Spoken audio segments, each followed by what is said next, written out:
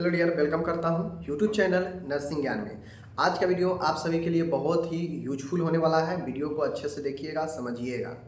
हम बात करेंगे कि आखिर मध्य प्रदेश जो कि एक बहुत बड़ा नर्सिंग के लिए, नर्सिंग स्टूडेंट के लिए बहुत बड़ा एक स्टेट है। वहाँ पे बहुत सारे अदर स्टेट के स्टूडेंट अपना पढ़ाई करते हैं। तो अभी आपको पता है कि कुछ लोगों का रिजल्ट रोका गया है, बहुत सारे लोगों का रिजल्ट आ चुका है, कुछ लोगों का रिजल्ट अभी नहीं आ पाया है। आपके मन में ये सवाल उठ रहा होगा कि क्या हम लोग का एग्ज़ाम जिनका रिजल्ट आ चुका है उन्हीं के साथ में होगा, या हम लोग का एग्ज़ाम अलग से लिया जाएगा। चूँकि हम लोग को रिजल्ट नहीं दिया गया है, तो कब रिजल्ट दिया जाएगा, कब जो है सप्ली लिया जाएगा, कब रीचेकिंग होगा, कब जो है आगे का प्रोसेस होगा। तो देखिए, मैं आपको एक वर्ड में बता देता हूँ कि इसमें कहीं से कोई डाउट नहीं है कि एमपी में जो एग्ज़ाम है वह लेट से होगा। जी हाँ मेरे डियर, एमपी में बिल्कुल आपका एग्ज़ाम जैसे जैसे डिले हो रहा है वैसे वैसे और ज़्यादा लेट होगा।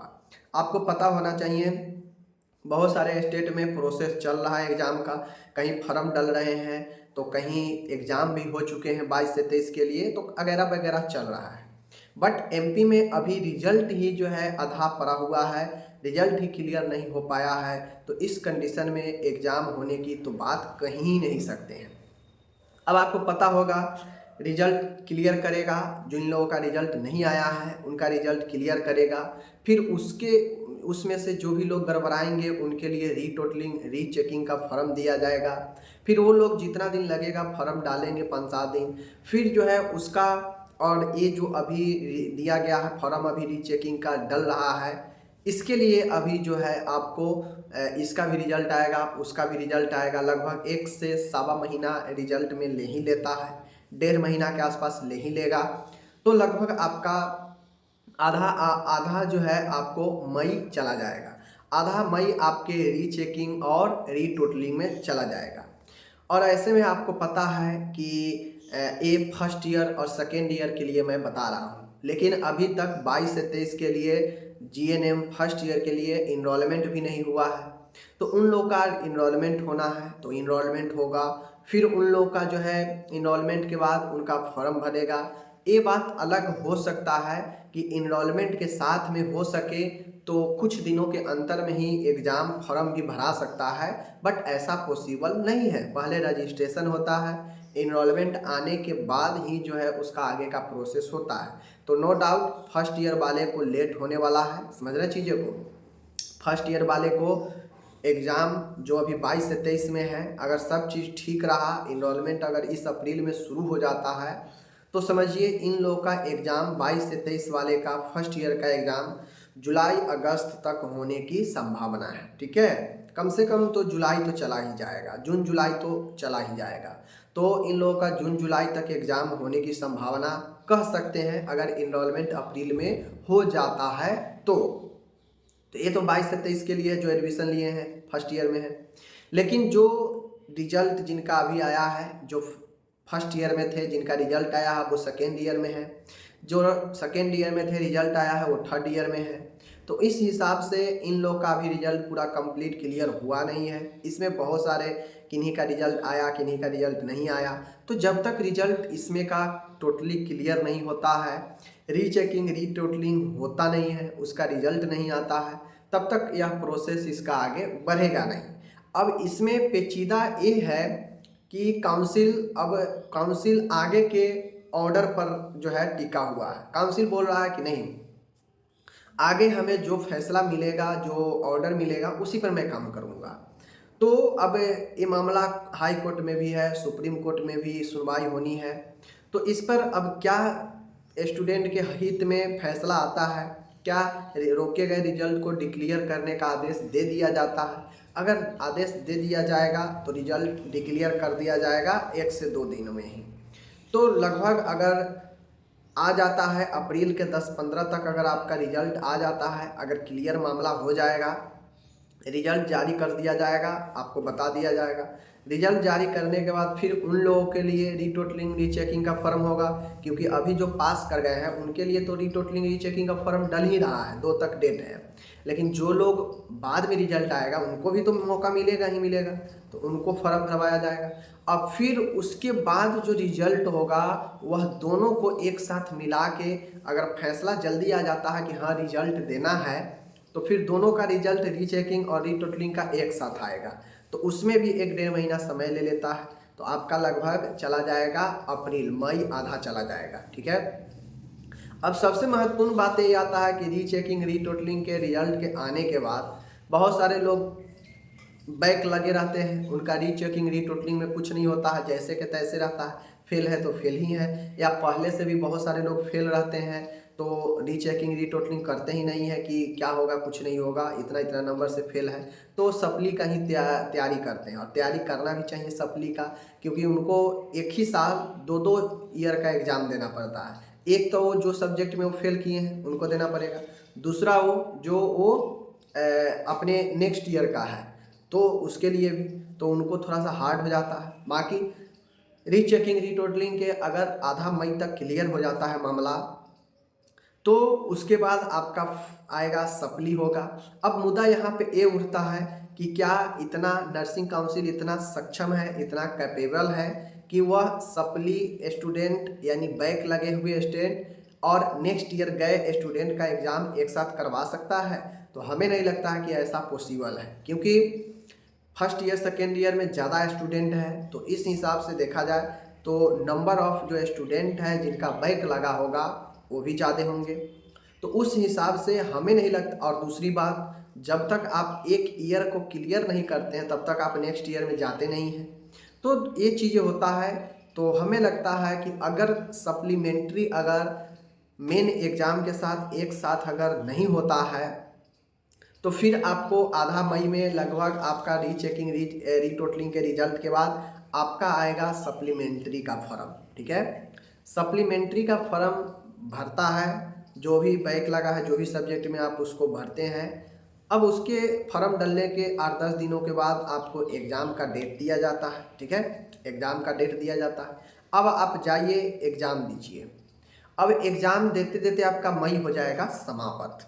ठीक है। कम से कम आपको जो एग्ज़ाम है, एग्ज़ाम का जो रिज़ल्ट है, अगर आधा मई में एग्ज़ाम समाप्त होता है, सॉरी मई में लास्ट तक अगर एग्ज़ाम समाप्त होता है सप्ली का, तो फर्स्ट ईयर सेकेंड ईयर सबका सप्ली एक ही साथ हो जाएगा। तो समझिए कम से कम जितना भी कम समय लेगा 1 महीना तो रिजल्ट देने में ज़रूर लगा देगा, 1 से 1.5 महीना ज़रूर रिजल्ट देने में लगा देगा। तो मई समाप्त हो गया है एग्ज़ाम के साथ, तो जून और जुलाई आपका जो रिजल्ट है जुलाई में पब्लिश करेगा। तो मे भी हो सके कि रिजल्ट देने के साथ में ही नेक्स्ट ईयर का फॉर्म का भी डेट दे दे, फॉर्म भरेगा, तो लगभग जुलाई लास्ट तक आपके एग्ज़ाम होने की संभावना है। एक कब, जब सप्लीमेंट्री अलग हो और सप्लीमेंट्री का पहले हो जाए, अलग हो जाए, फिर उसका रिजल्ट आए, तब मेन एग्जामिनेशन। अगर ऐसा ना होकर अगर एक साथ होता है कि नहीं, जो बैक किए हैं उनका भी एग्ज़ाम देना होगा पेपर का, और जो मेन एग्ज़ाम उनका नेक्स्ट ईयर का होगा वो भी दे पाएंगे, तो इस कंडीशन में एक साथ अगर एग्ज़ाम होता है कि आप अपना बैक पेपर भी दे दीजिए और मेन एग्जामिनेशन जो है आप फर्स्ट ईयर सेकेंड ईयर है तो सेकेंड ईयर का, थर्ड ईयर है तो थर्ड ईयर का दे दीजिए। अगर ऐसा पॉसिबल है तो हमें लगता है कि जून लास्ट तक एग्ज़ाम आपका संभव है। ठीक है। अगर ऐसा पॉसिबल है कि सप्ली बैक पेपर का और मेन एग्जामिनेशन का भी इधर उधर करके एक साथ ही ले लिया जाएगा, तो समझिए कि एग्ज़ाम फिर जल्दी हो सकता है, मई लास्ट में भी हो सकता है, जून में भी हो सकता है। समझ गए, अगर ऐसा पॉसिबल है। लेकिन संभावना कम है कि एक साथ बैक पेपर भी ले ले और नेक्स्ट ईयर भी एग्ज़ाम ले ले मेन एग्ज़ाम, यह पॉसिबल कम लगता है। बट ये वीडियो बनाने का मकसद यही है कि लगभग आपको आइडिया मिल जाए कि एग्ज़ाम कब तक हो सकता है। समझ गए। तो ये चीज़ें मैंने बताया, लेकिन अंत में मैं इस वीडियो को यही बताऊंगा कि आपका रिजल्ट आ चुका है, चाहे आप फर्स्ट ईयर में थे या सेकेंड ईयर में, रिजल्ट क्लियर हो चुका है। समझ गए चीज़ें को। जिनका रिजल्ट क्लियर नहीं है वो तो मैं जानता हूँ कि उनको कितना भी कुछ कहेंगे पढ़ाई में उनका मन लगेगा नहीं जब तक उनका रिजल्ट क्लियर नहीं होता है। तो उनका बात मैं नहीं करूँगा, क्योंकि वो परेशान है, ये मैं भी जानता हूँ, पढ़ाई कहाँ से करेंगे। जिनका रिजल्ट आ चुका है ये लोग लार्ज नंबर में है, ज़्यादातर स्टूडेंट का रिजल्ट आ चुका है। तो इस कंडीशन में आप लोग को पढ़ाई कर देना चाहिए, पढ़ाई शुरू कर देना चाहिए। नहीं कीजिएगा तो मैं बार बार कहता हूँ आप पछताइएगा। थर्ड ईयर में मिडवाइफरी गायनेकोलॉजी इतना बड़ा आपका क्षेत्र है कि ज़्यादातर लोग थर्ड ईयर में मिडवाइफरी गायनेकोलॉजी में ही गड़बड़ा जाता है, बैक लग जाता है, ठीक है। और जो सेकेंड ईयर वाले हैं, जो सेकेंड ईयर में जाएंगे उनके लिए तो पूछिए ही मत। सेकेंड ईयर में तो इतना विस्तृत पढ़ना है, और अगर आपका बैक लग गया हो उसी में फर्स्ट ईयर में, तो फिर आपके लिए अभी से अगर पढ़ाई नहीं करते हैं तो फिर दोबारा भी बैक लगने से कोई नहीं बचा सकता है, समझ गए। क्योंकि आपको पहले फर्स्ट ईयर के जो बैक लगा है उसको भी एग्ज़ाम क्लियर करना होगा, उसमें भी बैठना होगा, तो उसमें भी लिखने के लिए आपको दिमाग में होना चाहिए। नेक्स्ट तुरंत अगर आपसे ले रहा है, उसी समय ले रहा है सेकेंड ईयर का, या एक महीना 1.5 महीना बाद ही होने वाला होगा, तो पढ़ाई तो अभी से ही शुरू करेंगे, क्योंकि इतना बड़ा सिलेबस है और आप पढ़ाई 1 महीना में कीजिएगा सेकेंड ईयर का, यह पॉसिबल नहीं है।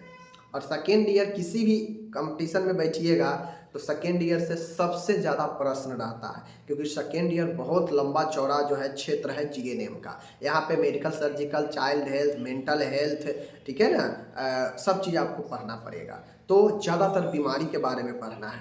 तो अगर आप चाहते हैं, अगर आपको बैक लगा हुआ है पहले से या नहीं लगा हुआ है, अगर आप बेहतर आगे करना चाहते हैं, बैक वाले को तो बिल्कुल सीरियस हो जाना चाहिए। जिनका बैक लग चुका है ज़्यादा नंबर से, तो उनका रीटोटलिंग रीचेकिंग में अगर कुछ नहीं हो पा रहा है तो इस भरोसे नहीं बैठना चाहिए कि हम रीचेकिंग और रीटोटलिंग का फॉर्म का इंतज़ार करें। फिर आपके पास सप्ली देने के लिए कोई समय भी ज़्यादा नहीं रहेगा। तो अगर आपके पास ज़्यादा से ज़्यादा नंबर से आपका बैक लगा है, तो मैं यही सजेशन करूंगा कि अभी से पढ़ाई अपना शुरू कर दीजिए उस प्रॉपर सब्जेक्ट का जिसमें आपको बैक लगा है। चाहे फर्स्ट ईयर में है तो बायो साइंस में ज़्यादातर लगता है, बिहेवियर साइंस में लगता है, तो पढ़ाई शुरू कर दीजिए। सेकेंड ईयर में है तो ज़्यादातर चाइल्ड हेल्थ में MSN 1 या 2 किसी में भी लग सकता है। तो इस कंडीशन से आप पढ़ाई शुरू कर दीजिए, वरना आपको मैं कह रहा हूँ कि जिस प्रकार से ना आपको कॉलेज सपोर्ट कर रहा है और ना आपको काउंसिल सपोर्ट कर रहा है, आने वाला समय में आपका घर भी आपको सपोर्ट नहीं करने वाला है। क्योंकि बार बार बैक लगेगा, बार बार फेल होंगे तो घर भी सपोर्ट करना छोड़ देगा। तो इस हिसाब से अपने आप को अभी से ढालिए, अभी से कम लॉन्ग शॉर्ट क्वेश्चन को पढ़ना शुरू कीजिए, लिखना शुरू कीजिए कि क्वेश्चन कहता क्या है, हमें जवाब क्या देना है। जब तक ये माइंड में नहीं बैठेगा कि क्वेश्चन क्या कह रहा है, हमें जवाब क्या देना है, तब तक अटर पटर कुछ एग्जाम में लिख कर आइएगा, कहिएगा कि हम तो सब चीज़ लिखे हैं, ठीक है। तो और साथ में आगे भी चलिएगा कंपटीशन में, तो बाजी वहाँ पे आपका नहीं सक्सेस हो पाएगा। सक्सेस उसी का हो पाएगा जिनके पास नॉलेज रहेगा, जिनके पास पढ़ाई रहेगा। तो थियोरिकल नॉलेज कहाँ से आता है? थियोरिकल नॉलेज आपके एकेडमिक पढ़ाई से ही आता है। कंपटीशन में तो जाते हैं तो MCQ रटते हैं, थ्योरी थोड़ी ना ज़्यादातर पढ़ते हैं। तो थियोरिकल नॉलेज आपके जॉब को सेट करेगा आगे कि आप कितना ज़्यादा जल्दी कंपटीशन में निकल जाएंगे। वो आपके एकेडमिक पढ़ाई ही मदद करेगा, क्योंकि एकेडमिक पढ़ाई में एक एक थियोरिकल क्वेश्चन को आप लोग पढ़ते हैं, वहीं से तो क्वेश्चन आता है MCQ में। अगर एकेडमिक मजबूत नहीं है तो फिर आगे भी प्रॉब्लम करेगा, और अभी तो प्रॉब्लम कर ही रहा है, ठीक है। तो उम्मीद है आप लोग समझे होंगे। यह सभी के लिए मैं बता रहा हूँ, first year, second year, third year, सभी के लिए। अगर आप कॉन्शियस नहीं है, पढ़ाई अभी नहीं शुरू किए हैं, तो मैं यही कहूँगा प्लीज़ पढ़ लीजिए।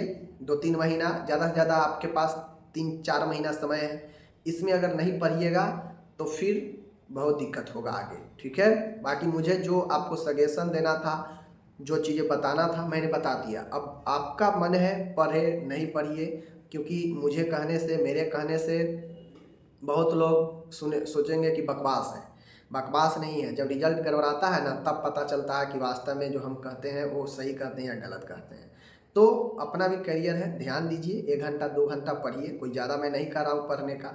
1-2 घंटा पढ़िए और नोट्स बनाइए, लिखिए, समझ गए चीज़ें को। चलिए मिलते हैं अगले वीडियो में, अपना ख्याल रखिएगा।